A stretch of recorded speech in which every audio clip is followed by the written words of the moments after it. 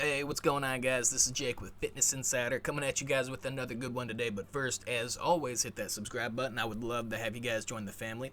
Thank you to everybody that has been liking, commenting, getting involved in the comment section. I love you guys, man. This is what this whole thing's about. Really appreciate the fan base. Thank you so much. Now, what we're going to talk about today is the 2020 Mr. Olympia, more specifically, the top 3 bodybuilders that I think have potential to be Mr. Olympias that have not lived up to this potential as of yet.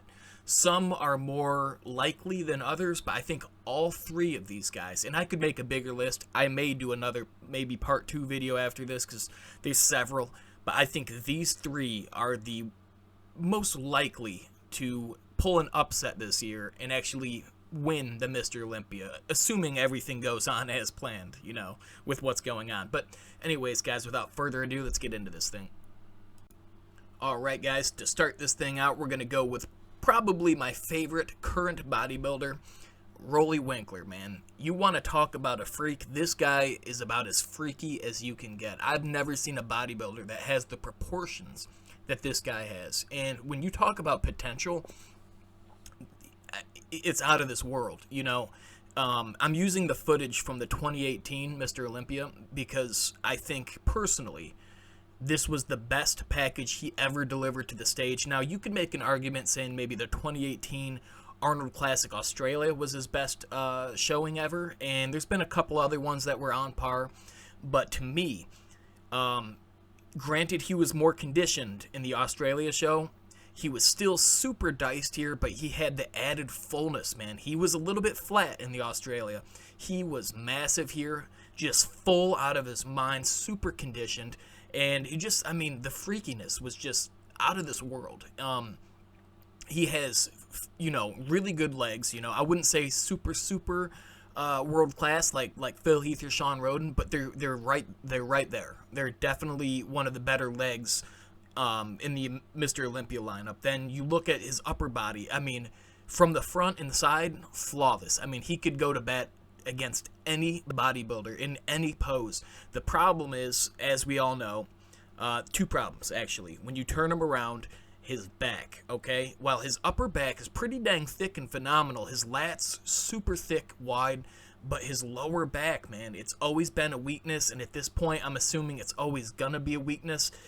He might be able to make some small improvements and put something together to where it's not the strongest lower back in the world, but it's definitely enough to suffice. But at this point, with how good he is everywhere else, I don't think it's going to hold him back, especially looking at the lineup we have nowadays without Sean Roden, without Phil Heath.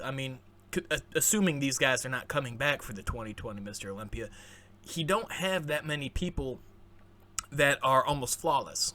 But anyways, yeah, besides that, his conditioning. Now, like I said, he has come in before shredded, but he's very very hit and miss. Sometimes he comes in on, like 2018, phenomenal year for the guy. Almost every showing he did was phenomenal, or at least pretty good. And it was the best year of his career by far. And 2019 was basically kind of an all-around rough year for the guy. I don't think he hit the mark really any of the times. And, you'll have that. It's, as we all know, bodybuilding, it is very, very difficult to come in huge and diced at the same time, especially when you start getting into the mass monster range. When you're carrying around that kind of muscle, it becomes harder and harder to come in peeled. And, either way, guys, Roelly Winklaar, to me, is one of the guys that have the most potential to be a future Mr. Olympia, especially considering the fact that we seem to have lost a lot of our main stars from the 2010s. We're kind of moving into a new era, and granted, Roelly Winklaar probably don't have that many years left being on top in the sport. He's getting up there in the age like a lot of these guys are, but I still think the guy has a few good years left in him, and I still think he has potential to win that Sandow. Alright, guys, moving right along, we're going to go to none other than Cedric McMillan. This guy truly is a genetic phenom. When you talk about genetic gifts, there's not many people that have the same gifts than Cedric McMillan. This guy truly has almost no flaws. I mean, the calves, you can make a claim that they're not as big as they need to be or whatever, or they're too high. But look, man, he's a taller guy. A lot of taller guys, really just a lot of guys in bodybuilding, despite their height, have problem with calves. You know, it's not a thing that is prevalent nowadays, or maybe it never was.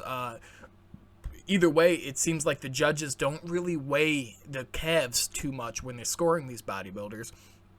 So this is definitely not something that's going to hold him back. Now, going over the good things about Cedric McMillan, where do you start? I mean, huge arms.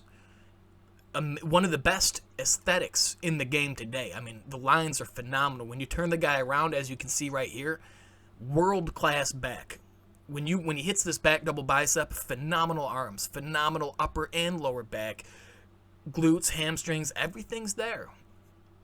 From the front, from the side, the dude has almost zero weak poses, and he excels in almost all of them. And again, same thing with Roelly Winklaar. The one thing that plays against him is the fact that he doesn't quite hit the conditioning. He doesn't quite hit the mark the way he needs to really clinch that Sandow. Now, if you watch the 2020 Arnold Classic and the interviews leading into it, he actually kind of discussed this a little bit. He was talking about how some people, you know, work their butt off to actually get to that level of conditioning, and he's like, some people genetically just might not be able to have that, you know.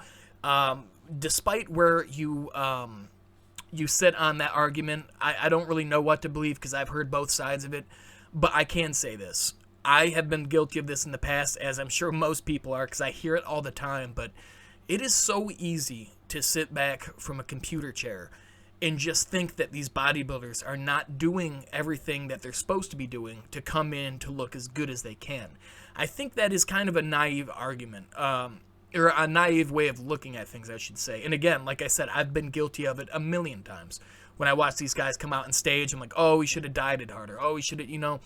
I'm sure that they're doing everything that they have to do to come in looking like this. The game is a lot more challenging now than it was in the 90s. With the introduction to all of the supplements, you guys know what I'm talking about. I'm not going to go into it here, but they are playing a dangerous game, and it is very hard to come in at 260 to 280 shredded, especially with what it takes to carry that mass. You know what I'm saying? When you do the carb loading and everything else you got to do to sustain those carbs, it becomes very difficult to spill over. Or, very easy to spill over. So it's a very difficult line to be massive and shredded, and I don't want to be naive to say that these guys are not dieting hard enough or not putting in the work that they need to put in. I assume these guys are giving everything they have to come in really make a legacy for themselves. And again, man, Cedric, Roelly, these guys are phenomenal. They have all the potential in the world. Cedric has some of the best lines that I've seen in a decade. He just, you know, I don't really want to say what he has to do, but I have faith that he can hit the conditioning that he needs to, because there is nothing else he needs to do to be an Olympia contender. And I'm telling you right now, if this guy hit the mark, everybody in bodybuilding knows that this guy is a future Mr. Olympia. Alright guys, and last, if you watch my channel, you all knew this was coming. Of course, another one of my favorite bodybuilders of all time, Big Rami. This guy, same with Roelly Winklaar, man. When you're talking about freaks, this guy truly is right there with Roelly Winklaar, of like the freaks of all freaks, man. When you talk about the freaks of all time, this guy is right up there with people like Marcus Rule and whatnot. I mean, these guys, dude, especially Big Rami, he carries mass in a way. So you look at someone like Marcus Rule, super freaky, right? But he might not have had the lines and proportion necessary to be a Mr. Olympia winner. Very freaky, phenomenal bodybuilder, amazing different body parts. But as a whole, probably didn't have the genetics to be a Mr. Olympia. You look at someone like Big Rami, I mean, what do you say? The dude is just unrivaled when it comes to mass that is also put in a proportion that just looks clean. He has a very tight midsection for a guy that steps on stage at 310 pounds. He's only like 5'10". So, I mean, you do the math. The dude is crazy. He's another guy, just like Cedric, He has every body part minus the calves. He has every body part. As far as proportion goes, I am thinking that maybe he should probably stop doing squats for a little bit, let those quads come down a little bit. I think it's phenomenal to have quads and legs the size that he does, but at the same time, I think for the sake of having cleaner lines and aesthetics, he could probably do the let those legs deflate a little bit.